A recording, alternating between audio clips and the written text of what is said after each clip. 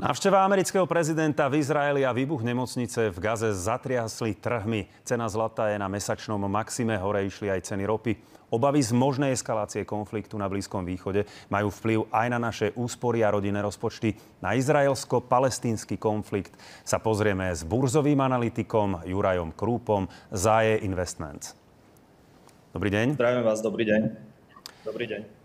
Americký prezident Joe Biden do obeda priletel do Izraela. Ako na túto návštevu izraelského premiéra Benjamina Netanjahu a v čase teda konfliktu s Palestínou zareagovali obchodníci na burzách? Takže burza momentálne posledných pár dní je v dosť veľkej neistote a akciové trhy predovšetkým klesajú. Hore idú ceny komodít, ako spomínate, zlato, ropa.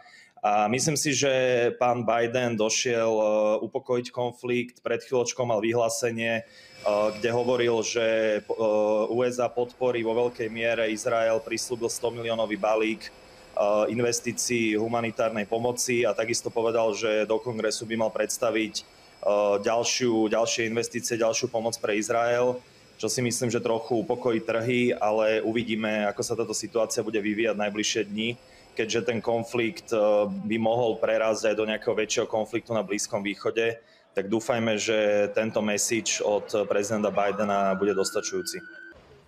Útok na nemocnicu v pásme Gazy si vyžiadal stovky obetí. Ako sme už spomenuli, ovplyvnilo to aj cenu zlata, je na mesačnom maxime. Aký vplyv má tento konflikt na obchodovanie s komoditami? Môžeme to rozviesť? Jasné.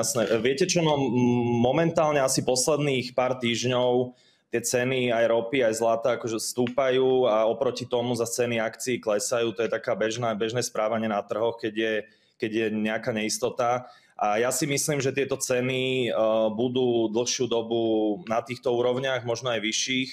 Takže neočakával by som nejaký veľký pokles. Pokiaľ bude neistota na trhoch, pokiaľ tie najväčšie ropné spoločnosti a ich akcie sa budú obchodovať tam, kde sa obchodujú dneska, tak cena nebude klesať, si myslím. A či už zlata alebo ropy. Áno, to napätie na Blízkom východe sa teda odzrkadluje na cenách ropy. Tá ovplyvňuje aj to, za koľko my teda tankujeme na čerpacích staniciach. Aký dopad to teda bude mať na ceny benzínu a nafty? Dá sa hovoriť o nejakých odhadoch? Vidíme, že ceny na našich čerpacích staniciach sa v ostatnom čase zlomili a začali opäť rásť, čo je nemilé pre naše peňaženky. Bude tento trend pokračovať? Áno, myslím si, že jak sme mohli vidieť ešte pár mesiacov dozadu, bol tam pokles pohonných hmôt, ale za posledných pár dní alebo posledné týždne už to zastúpa. Ja si myslím, že môžeme očakávať približne rovnaké ceny, ako sú dneska. Možno pár percent vyššie, ale nemyslím si, že to bude nejaký akože veľký náraz. Skôr by sa mali zastabilizovať niekde na týchto úrovniach, ale dovolím si tvrdiť, že tam môžu byť najbližšie mesiace úplne bez problémov. Takže určite obyčajní ľudia, ktorí akože využívajú každodenne, tankujú, myslím si, že budú platiť podobné ceny, ako sú momentálne. Pozrime sa teraz na druhú najväčšiu ekonomiku sveta. HDP Číny podľa posledných údajov vzrástlo za 3 mesiace od júla teda do septembra o 4,9%, o necelých 5%. Je to síce pomalšie tempo ako v druhom štvrťroku, ktoré bolo vyše 6%, no je to viac ako sa čakalo. Splní teda Peking svoj cieľ 5% rastu ekonomiky v roku 2023?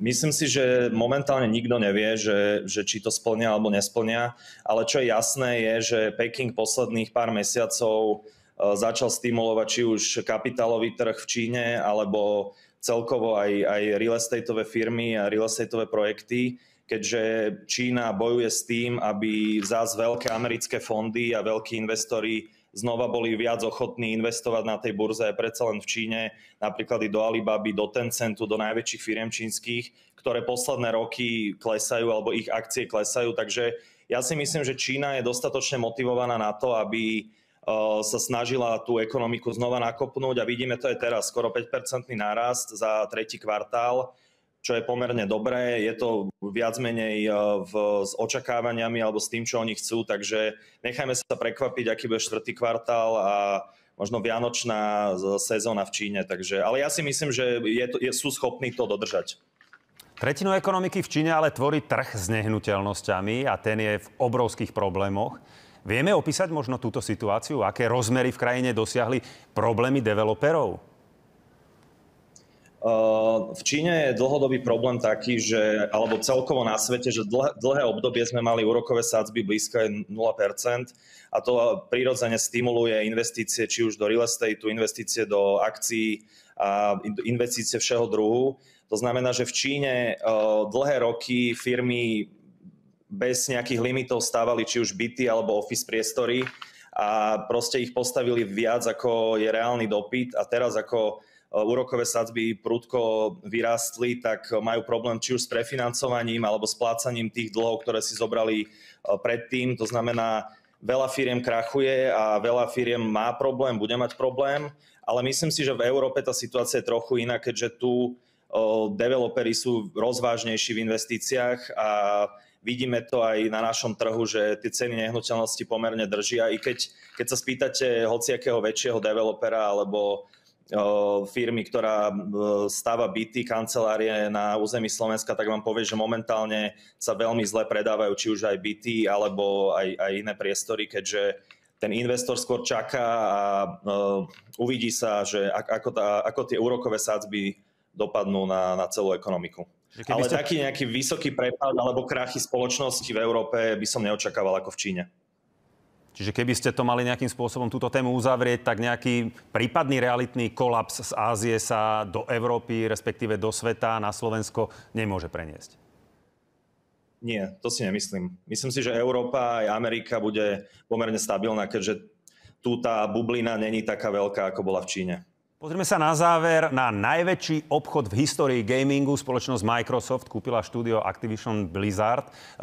Čo sa touto akvizíciou zmenilo pre užívateľov na celom svete, ale aj teda na Slovensku? Ako sa zmenil ten herný svet?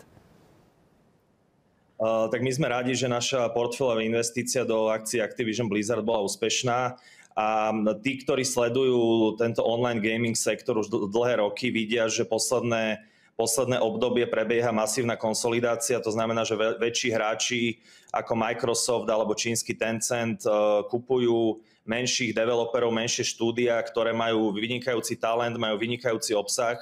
Napríklad hry spoločnosti Activision Blizzard hrajú asi 350 miliónov hráčov po celom svete. Na Slovensku je to určite desiatky až 100 000 ľudí.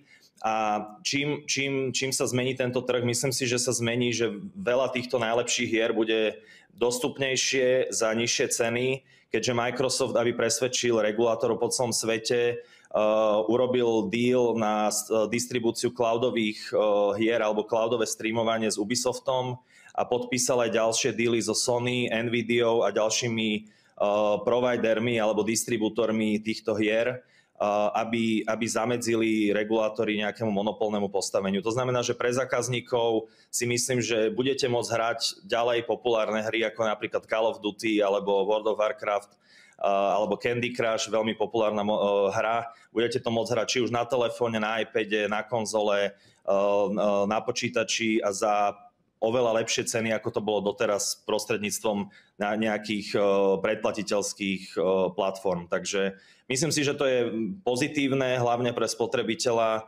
a bude to mať určite dopad. A myslím si, že táto konsolidácia bude pokračovať.